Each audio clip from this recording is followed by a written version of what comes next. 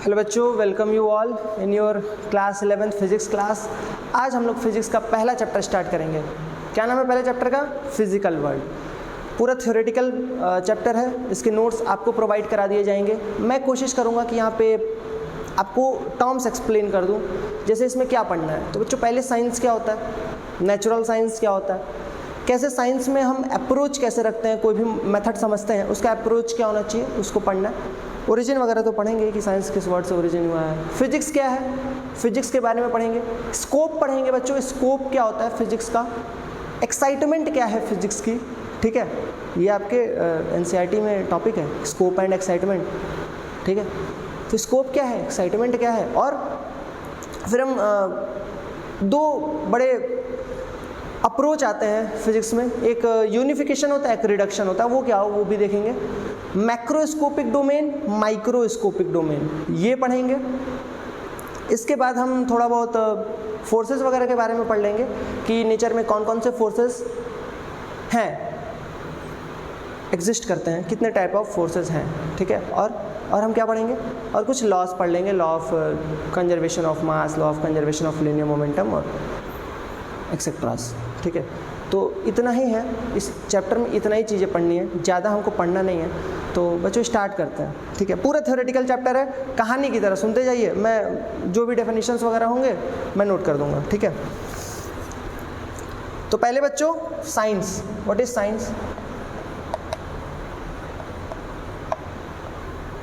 Science क्या है?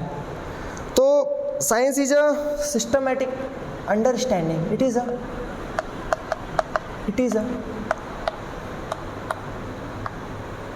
systematic understanding of natural phenomena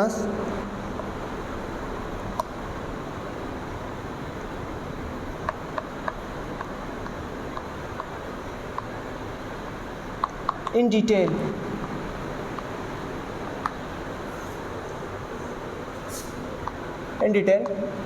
It can be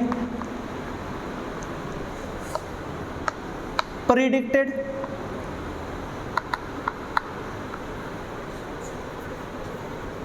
controlled and modified, ठीक है। It is a systematic understanding of natural phenomena in detail. It can be predicted, controlled and modified. मतलब science क्या है बच्चों? तो natural phenomena का explanation है। Systematic understanding है, सिस्टमैटिक मतलब समझते हो एक ऑर्डर में उसकी अंडरस्टैंडिंग है, उसको डेवलप करते हैं, अंडरस्टैंडिंग डेवलप करते हैं, उसी को हम साइंस कहते हैं, ठीक है। It can be predicted, controlled and modified. जो भी नेचुरल फिनोमिना है उनको हम प्रिडिक्ट कर सकते हैं ना। अरे बच्चों आने वाला भूकंप कितने रिक्टर स्केल का आता है, ये भी प्रेडिक्ट कर देते हैं। कहाँ आने वाला है ये भी प्रेडिक्ट कर, 2 दिन पहले बारिश होने वाली है, प्रेडिक्ट कर दिए, ठीक है। बारिश का मौसम चल ही रहा है, तो प्रेडिक्ट तो किया ही जा सकता है, कंट्रोल भी किया जा सकता है। सारी चीज़ों को नहीं, मैं नहीं कह रहा हूँ सारी चीज़ें, सारी नेचुरल फिनोमिना को आप कंट्रोल कर सकते हैं।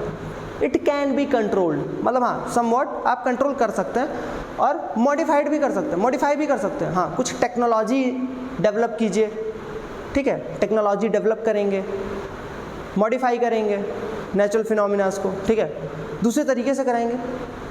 अरे फोटोसिंथेसिस का मान लो, फोटोसिंथेसिस की प्रक्रिया है, प्लांट्स में होती है, खाना बनाते हैं, फूड बनाते हैं, उसको हम मॉडिफाई कर चुके हैं, लेबोरेटरी में करा देते हैं उसी नेचुरल फिनोमिना को।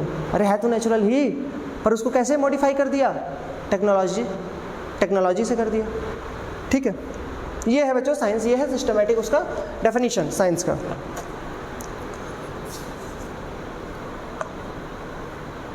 अच्छा, साइंस कहाँ से प्रकट हुआ है? Origin of the word science, इसका ओरिजिन क्या है साइंस का? तो इसका ओरिजिन मिला है आपको, एक वर्ड है SCIENTIA,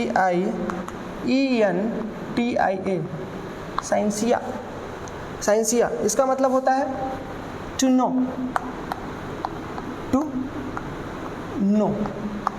मतलब साइंसिया वर्ड था। ये कैसा वर्ड है बच्चों? लैटिन वर्ड है।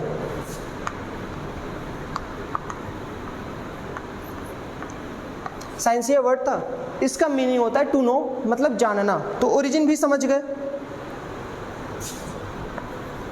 अच्छा, हम कुछ मेथड्स की बात किए थे कि मतलब सिस्टमैटिक अप्रोच होना चाहिए, तो वो साइंटिफिक मेथड्स क्या हैं? साइंटिफिक मेथड्स,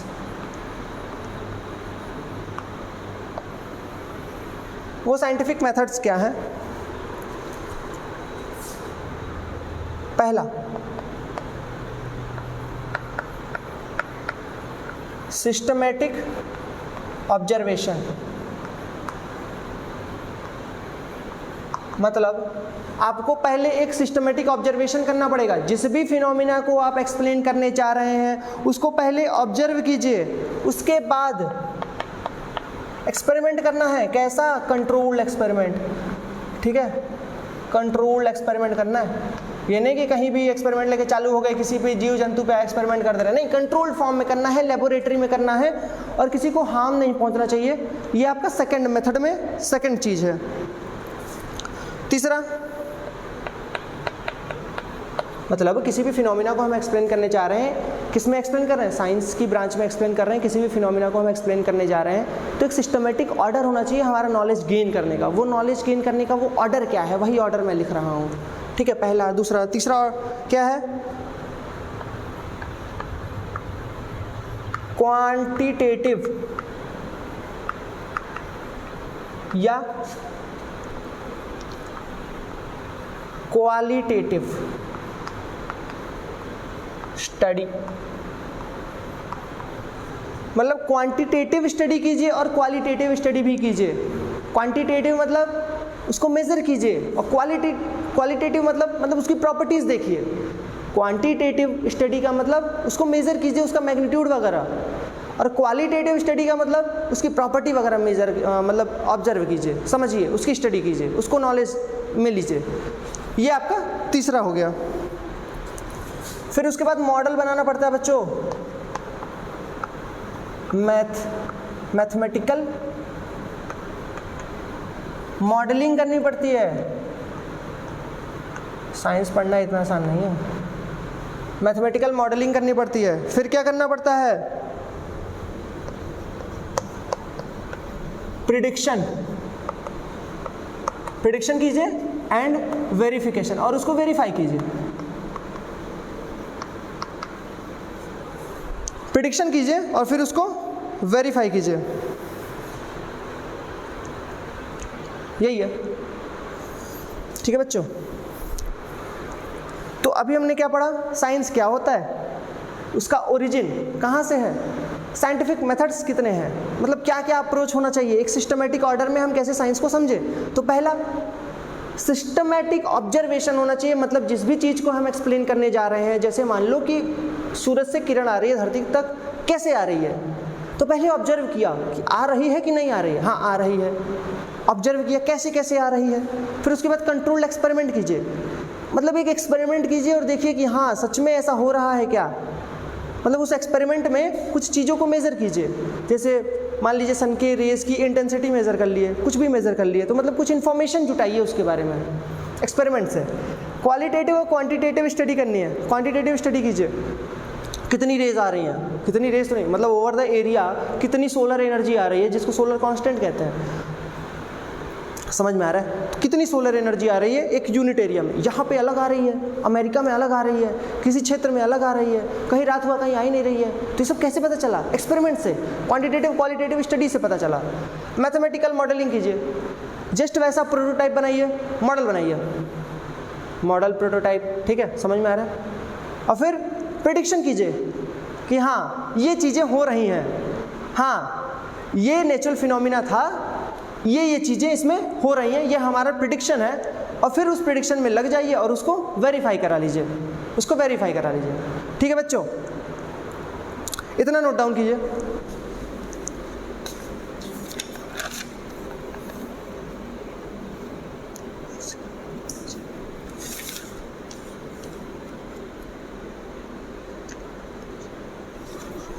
अच्छा, फिजिक्स क्या है?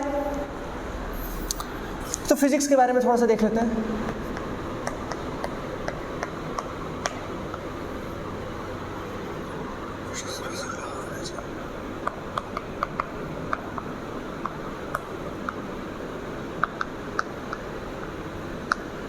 मैं एग्जैक्ट डिफिनीशन लिख रहा हूँ, इसीलिए थोड़ा सा मैंने इसको नोट कर लिया है, अपना नोट्स बना लिया है और उसमें से मैं आपको एग्जैक्ट डिफिनीशन दे रहा हूँ, ठीक है।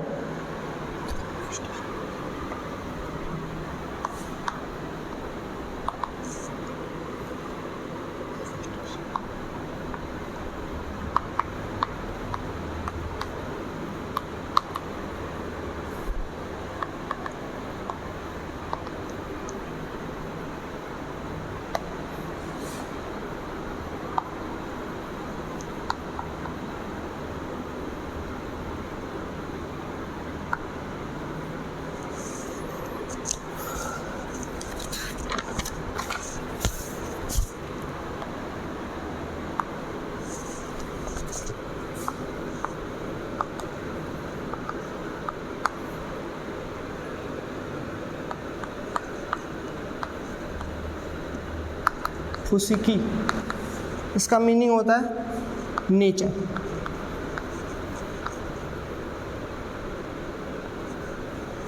ठीक है सर, ग्रीक वर्ड।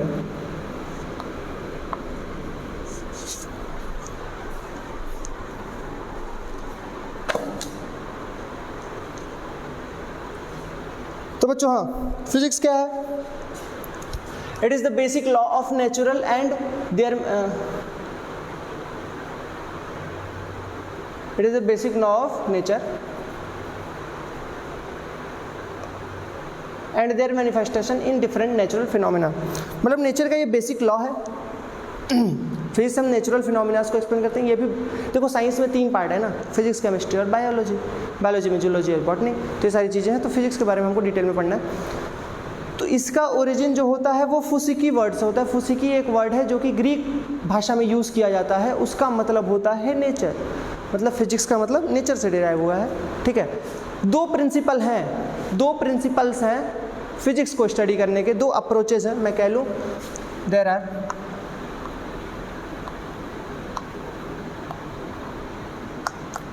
2 अप्रोचेज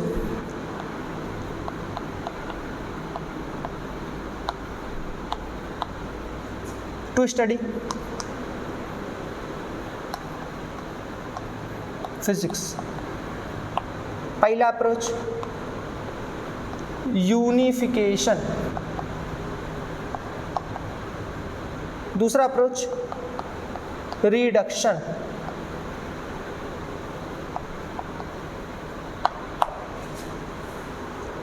यहां तक नोट डाउन कीजिए, फिर ये दोनों चीजें क्या होती हैं मैं समझाता हूं।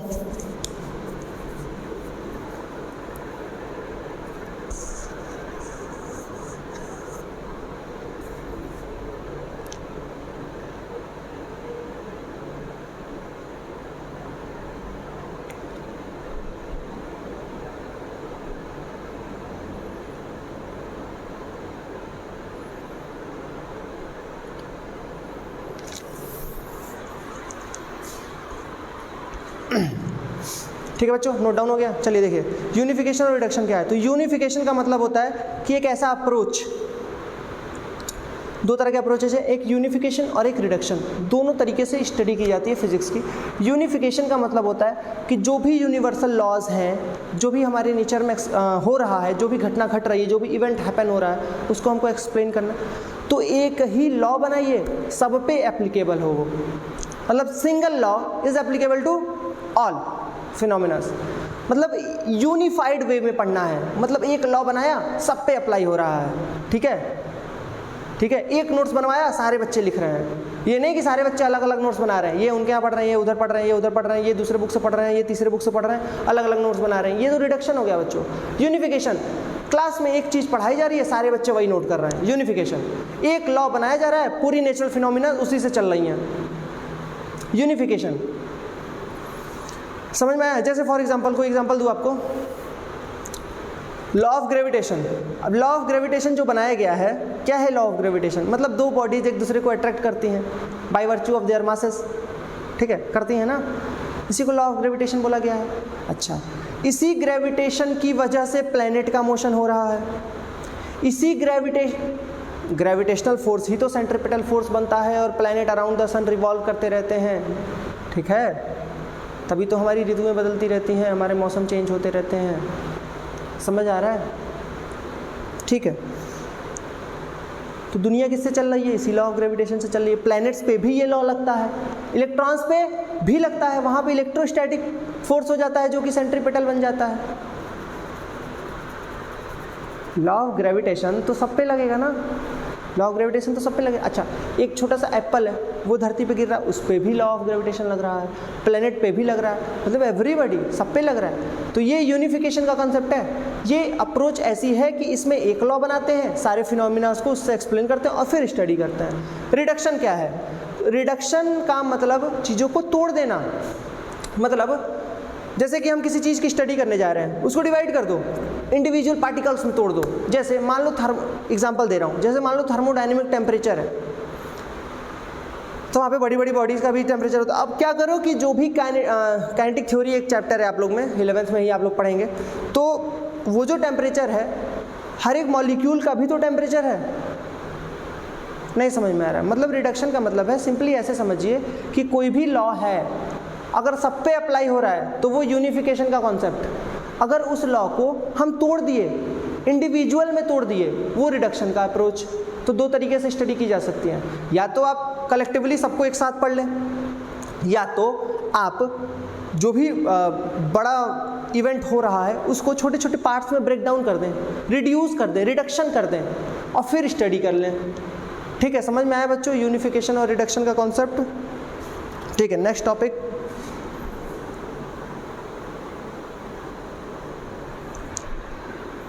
चलिए, नेक्स्ट टॉपिक है आपका scope of physics.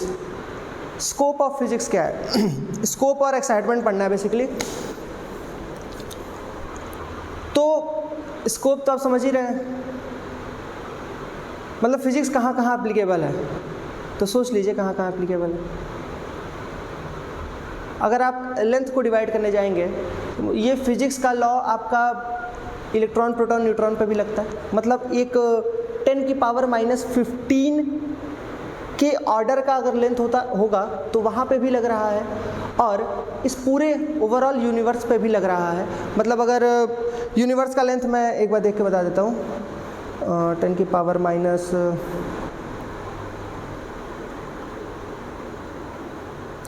Scope of physics is, एक मिनट,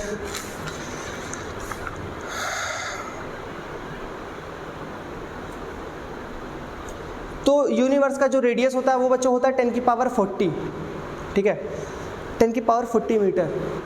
तो सोच लीजिए 10 की पावर -15 मीटर पे भी फिजिक्स लग रहा है, फिजिक्स के नियम लग रहे हैं, और 10 की पावर 40 मीटर पे भी फिजिक्स का नियम लग रहा है। तो मतलब देखिए कहाँ से कहाँ तक वेरी हो रहा है। ठीक है बच्चों, ये है स्कोप। जैसे मास का स्कोप ले लें, तो मास का स्कोप अगर लोगे तो न्यूक्लियस का इलेक्ट्रॉन का मास कितना होता है, तो 9.1 × 10 की पावर -31 kg। तो मतलब बच्चों 10 की पावर -30 kg के ऑर्डर पे भी फिजिक्स लग रहा है, और यूनिवर्स का जो मास होता है वो होता है 10 की पावर 55 kg। तो लेंथ कहाँ कहाँ से, 10 की पावर -15 मीटर से कहाँ तक वैलिड है, 10 की पावर 40 मीटर तक। सोचिए कितना बड़ा स्कोप है। इसके बीच में जो भी चीज़ें हैं, जितने भी लेंथ है, सबका स्टडी करते हैं, ये सब फिजिक्स के अंदर में आ जाते हैं। मास की बात की है तो 10 की पावर -30 kg, ये किसका मास है, अप्रॉक्सीमेटली इलेक्ट्रॉन का मास है। 10 की पावर 55 kg किसका मास है, इस पूरे यूनिवर्स का मास है। तो एक इलेक्ट्रॉन के मास से लेके यूनिवर्स के मास तक पूरा फिजिक्स लग रहा है हमारा। तो फिजिक्स का स्कोप कैसा है, बड़ा है ना, दिख रहा है ना बड़ा। इसी तरह टाइम का जो डिवीजन है वो कहाँ से कहाँ तक, तो 10 की पावर -18 सेकेंड से लेके 10 की पावर 40 सेकेंड तक। ठीक है बच्चों, मास, लेंथ, टाइम देख लो कितना बड़ा इसका रेंज है, कहाँ से कहाँ। ये है स्कोप, ये फिजिक्स का स्कोप है। ठीक है, समझ में आ गया। इसके बाद हम लोग को क्या पढ़ना है, इसके बाद हम लोग को थोड़ा सा क्लासिकल फिजिक्स क्या होता है, मॉडर्न फिजिक्स क्या होता है, इसके बारे में समझ लेना है। उसके बाद माइक्रोस्कोपिक डील करेंगे। ठीक है, ऑल द बेस्ट बच्चों, पढ़ाई करते रहिए। नोट्स जरूर बनाइए, इसका ज़्यादा टाइम नहीं देंगे इस पर, नोट्स इसका जरूर बनाइए। ठीक है, कभी कभार एक आध क्वेश्चन आपके बोर्ड में पूछ देता है, नीट वगैरह में एक आध क्वेश्चन कभी भूले भटके अगर पूछ दिए तो पूछ दिया, वैसे तो नहीं पूछता है। पर MCQ का ज़माना है, क्या पता कहाँ से क्वेश्चन दे दें। पढ़ना तो ज़रूरी है, पहला ही चैप्टर है, इसको छोड़ नहीं सकते। ऑल द बेस्ट, नोट्स बनाते रहिए। Thank you.